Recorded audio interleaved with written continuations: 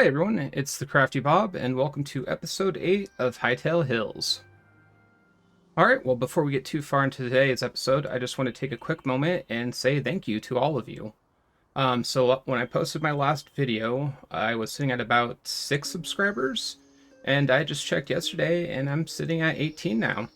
So my subscriber count tripled off of that last video, and I was kind of blown away, and I don't know, it was really reassuring that this might take off and be something one day. I know I have a long way to go, but seeing that was, I don't know, kind of inspirational. So I just want to take a quick second and thank all of you for subscribing and liking and watching my videos. Alright, well last episode you all watched me build this cabin, and now it's time for me to go ahead and move in. For starters, it's looking kind of a little dark, so I think I need to get some more lanterns in here.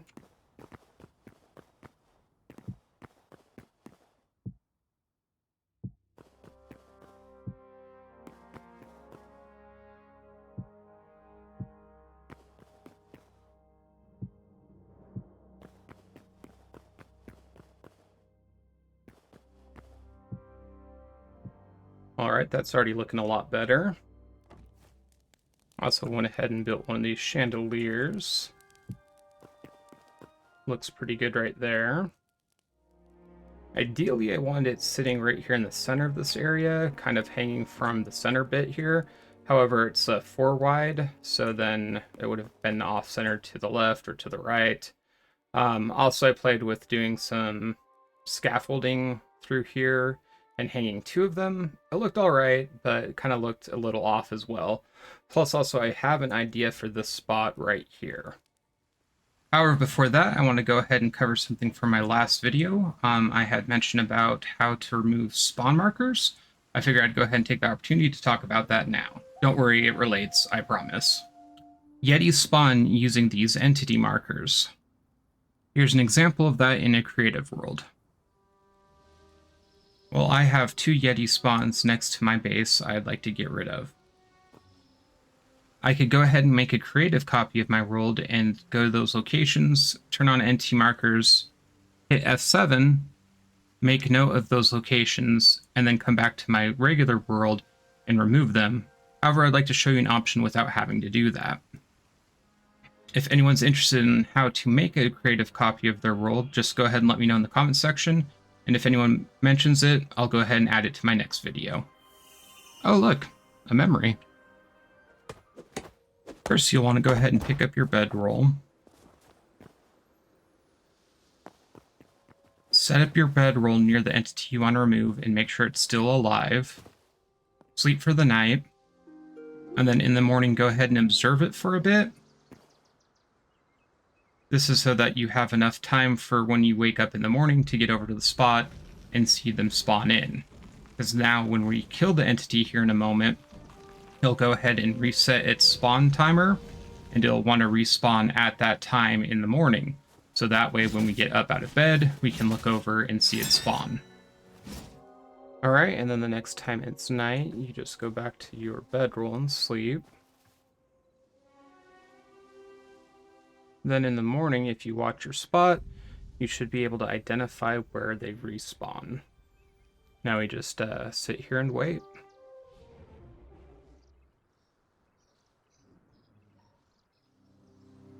And just like that, we know where the spawn marker is. It happens kind of quick, but since I'm recording, I can go frame by frame and identify he spawns 2 blocks up and 2 blocks to the left of the campfire. Looks like this block right here. I then take him out, go to the other spawn site, and take this guy out as well.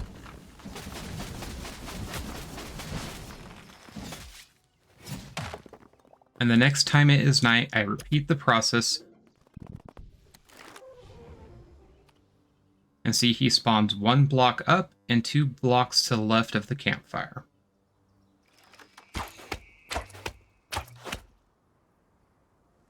Now that we've identified the spawn marker location, we have to make the spot unspawnable, so the next time the Yeti tries to spawn, it can't and the marker is deleted. There's generally 2 options to do this. Alright, so we know the spawn marker is 2 blocks up and then 2 blocks over from the fire. Option 1 is to cover the spot with 5 blocks.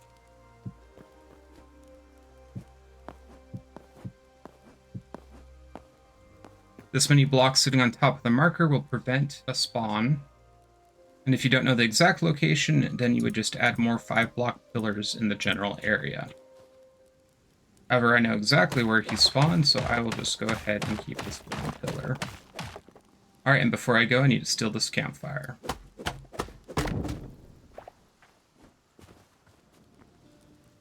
Alright, option 1 was filling in the space with blocks. Option 2 is removing the blocks below the spawn marker. So for this spot, we know it was 1 up and 2 over. So if we dig 5 down,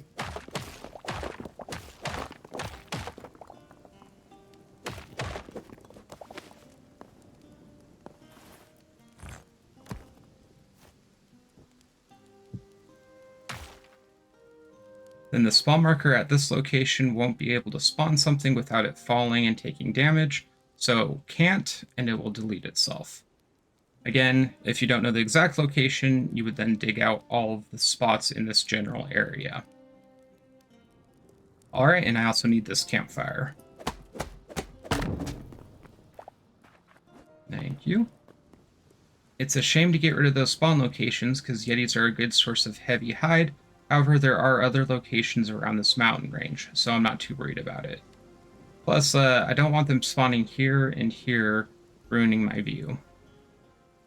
When trying this in your own world, keep in mind entity markers won't spawn unless you're a set distance away, and it seems every entity marker is a little different. For example, Yetis are about 10 blocks, and Torques are about 20 blocks. If they don't seem to be spawning in, just pillar up until they appear. Alright, hopefully that helps some of you. Now let's get back to my interior. Alright, so what did all of that have to do with this back wall?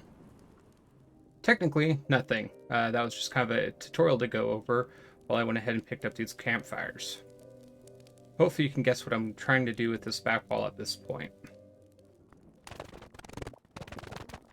I have noticed with the offhand, whenever you're holding something besides a tool, it seems to put away your torch, which is kind of inconvenient.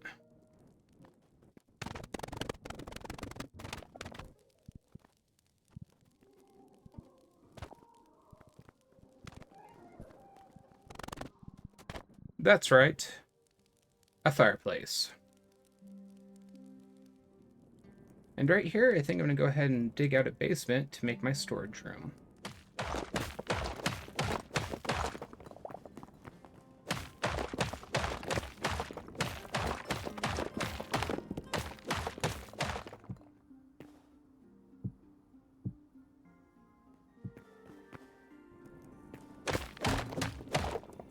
Oops, that's not good.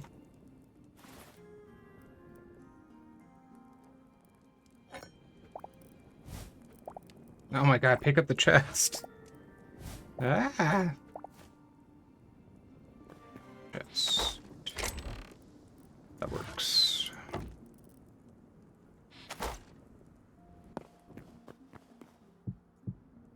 Oh my gosh, come on.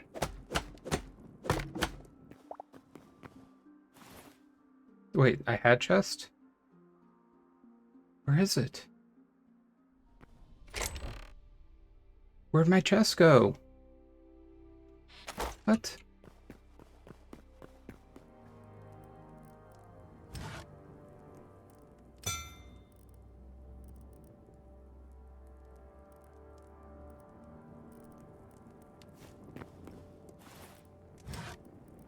What is happening?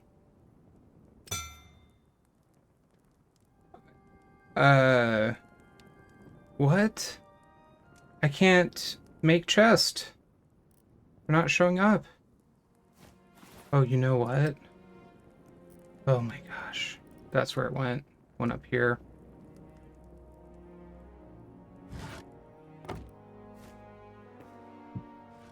Man, that had me panicked. I thought I had another game-breaking bug or something. Alright, that's gonna have to be a mental note to myself. Don't have a panic attack. Just check that backpack.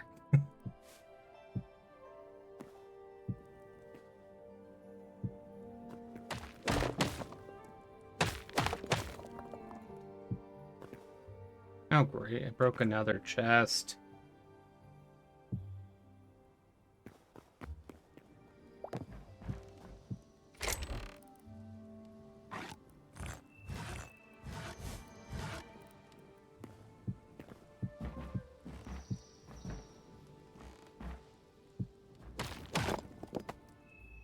Not sure if I should just extend the roof down and bring that up, but I think a secondary roof underneath doesn't look terrible.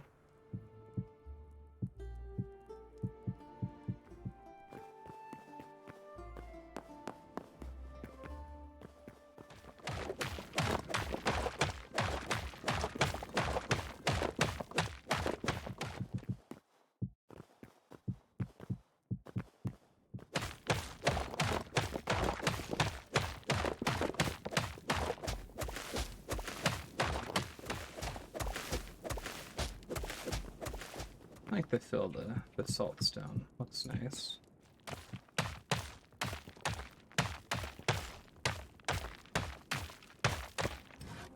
Okay, what kind of chest do I want to use for my chest room? I like to look at those, but yeah, I know, I kind of like a lot of the tavern stuff. Let me try them both and see how they look as large chest.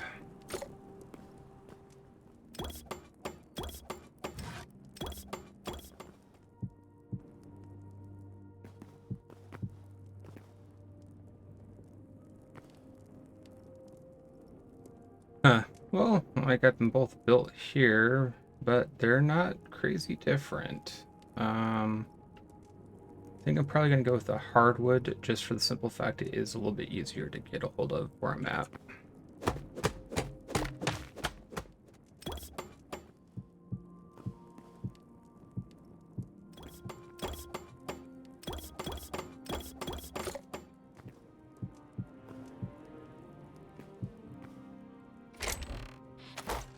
Oh, that's good now. A chest on the top, even if there's a solid block above it, will still open. Alright, got all my chest in. And you know what? It's feeling pretty cramped in here, so I think I'm going to push it out.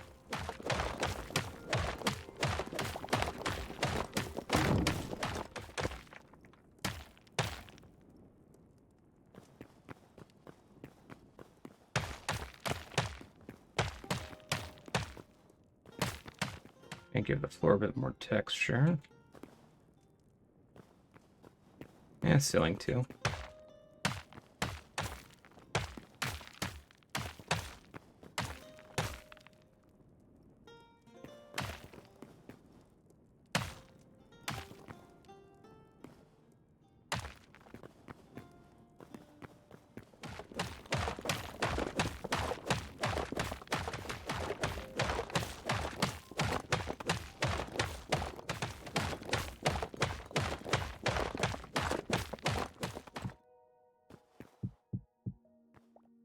Okay, yeah, now that I'm in my basement, now I'm really annoyed that your offhand doesn't hold the torch. That doesn't make any sense.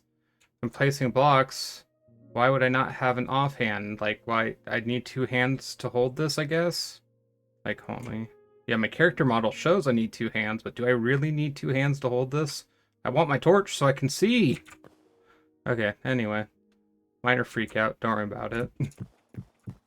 Pressing on. This is fine. This is totally fine. Okay.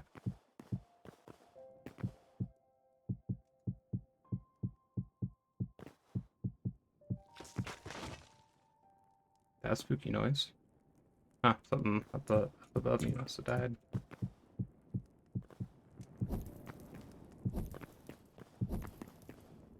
Oh yeah, love the classic torches in the corner. And yes, my OCD dictates this has to be...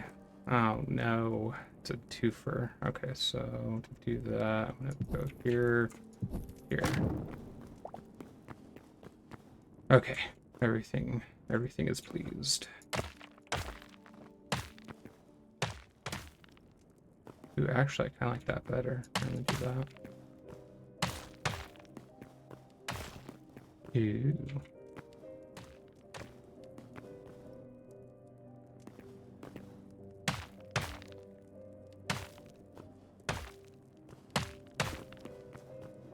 that 2 extra.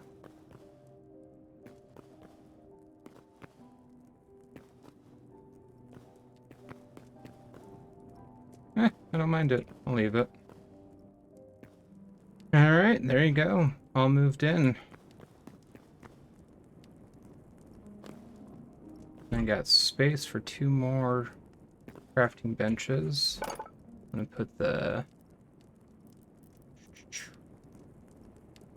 Arcanist workbench and Alchemist workbench over there. What do I need for that? Oh, gold. Okay. Have enough venom. Oh, thorium. That means I'm gonna need to go to the desert area. I kind of skipped area 2 and just went to area 3 when looking for a place to make my base. Probably tackle that in the next episode, as I want access to portals, and I think I need this specific bench for that. Alright, now that I have my workstation basement, I need to figure out where I want to put my bedroom. All this space here just feels like general living space. I could maybe section this off and try to turn this into a bedroom, but I don't know if I want to do that. I kind of want to leave this area open. Honestly, I might want to make this space like the kitchen, or maybe make it a dining area. Or another thought is just make this a giant dining area, like this, some kind of grand hall. Only issue with that is if I come in through the door and there's a giant table here, it would kind of cut off my view of the fireplace. But yeah, right now I think I'm gonna go ahead and tear this out and add on my bedroom right here.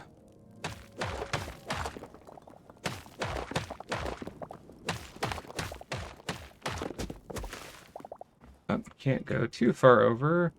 Apparently, that's the top of my crafting area.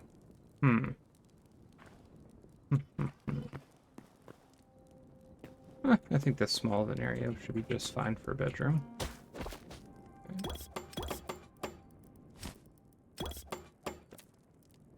Alright, there you go. I can make a bed.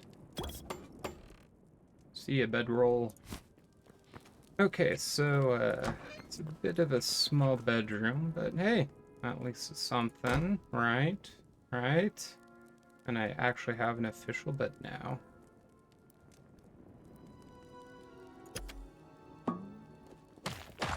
Okay, I changed my mind. This is way too small of a bedroom.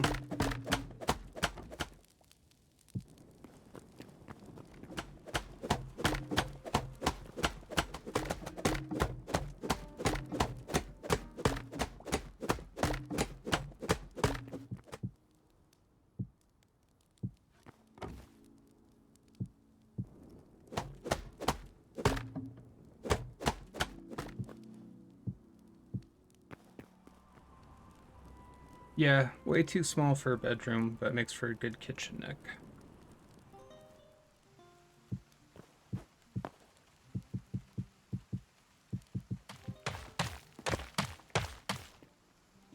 Plus the outside looks significantly better, not sticking out as far.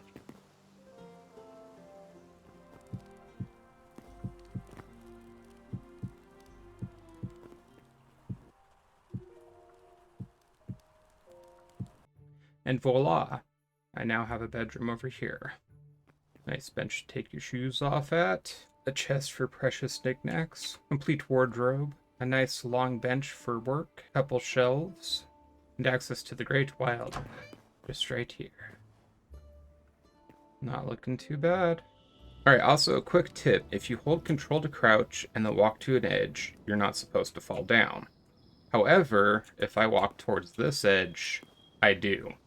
The reason for that is this is a 1 block drop and this is a 2 block drop. So I've had this kind of bite me in the butt a few times where I did not want to fall off 1 block drop when crouching and didn't realize that. Alright, if you want to avoid that, go ahead and hit escape to go to settings, then go to gameplay, and then down here there's crouch auto step down. Turn that off, then hit save changes. Now, when I come up to this block, and I hold control, if I come to this edge, I still don't fall off. And now if I go to this one block edge, I also don't fall off. So yeah, if you've been having issues with crouching towards the edges and not knowing why you're falling off when you think you shouldn't be, that's a setting you probably want to go and change. All right, next I plan on tackling farming, but before I can do that, I need to kind of flatten this area out a bit more so it's more suited for that. So let's go ahead and do that real quick.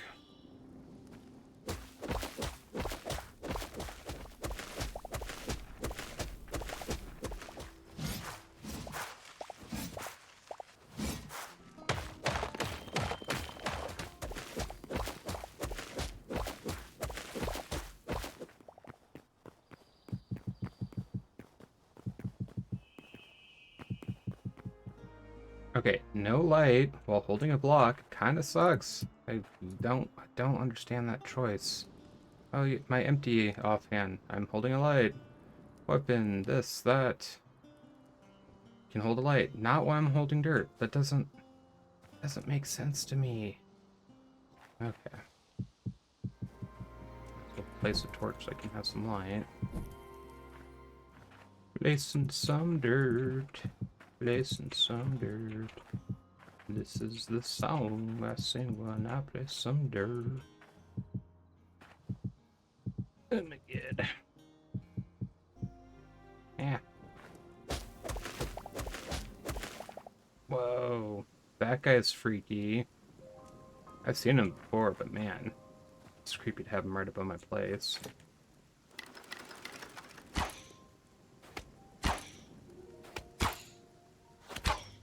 Wow, those are some good shots. Okay, I should probably stop doing this in the dark.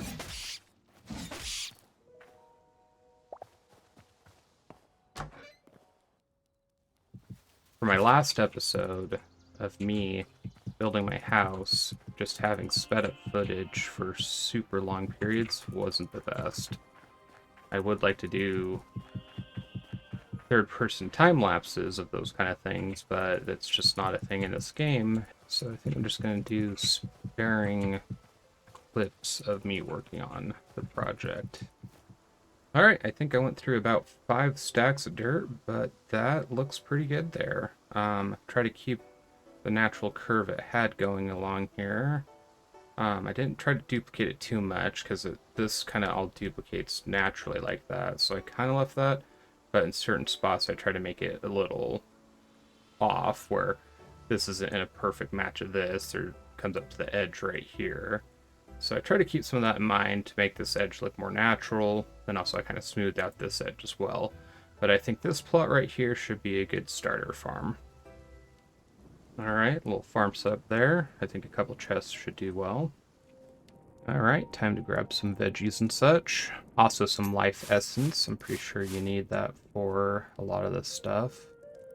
Not sure if mushrooms are something that can be grown, but I'm going to take them out anyway. I think honestly I want this entire box. Yeah, looking it over. I think the only thing I can't grow is probably this moss stuff. So I'll probably leave that here. And actually, I think I will want 3 chests out here. This one is going to go ahead and be seeds. And life essence. This one will be crops. But not that. And then this one will be mushrooms, flowers, and petals. Moss I'll put back inside. Alright, so the temple brazier I stole in last episode, what is it for? Well, farming. So when farming, crops will grow naturally. However, there are 3 different things that will affect its growth rate. If the farmland is watered, if the farmland has fertilizer, and if the farmland is lit. Alright, I went to a creative world and grew crops with different lighting conditions and created the following time lapse. On the top is the crops growing during the day, and on the bottom, crops grown at night. I use console commands to plant all the corn at once and to ensure the time synced.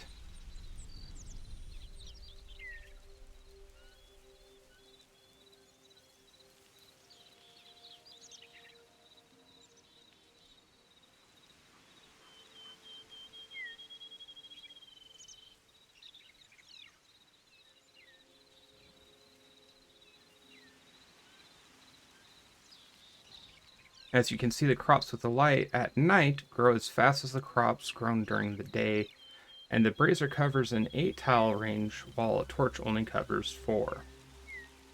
Now see how much longer the corn without light at night takes to grow.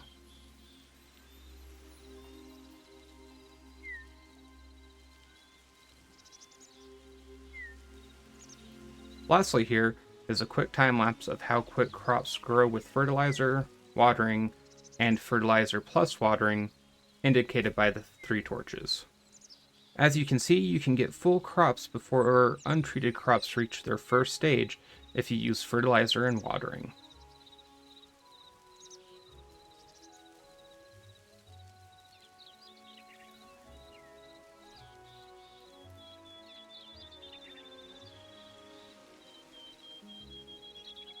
So ultimately, I want to use water and fertilizer as well, but at least I can go ahead and use this blue brazier to cover a larger area to make sure I get light at night for my crops.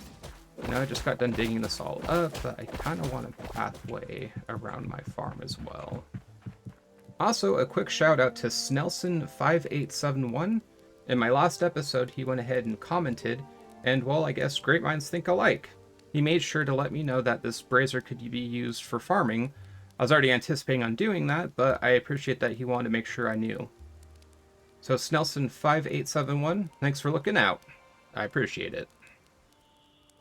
Okay, so I intended to use the temple brazier for this segment. And since I talked about it in my last episode and did testing with it, I started this segment with it. However, relatively close by I found a dark temple, just like the one I found in episode 4. And they have a ton of these dark temple braziers.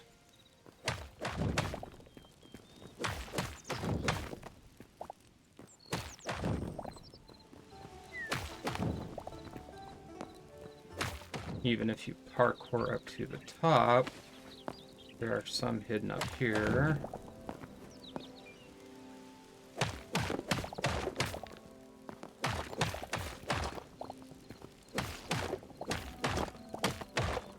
There's a bunch hidden on the top up here.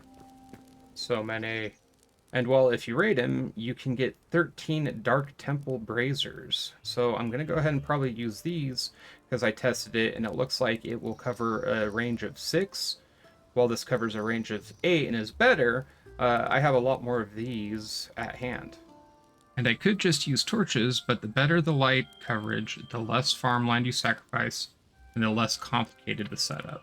Alright, there you go. With that brazier coverage, it should make all of that usable farmland.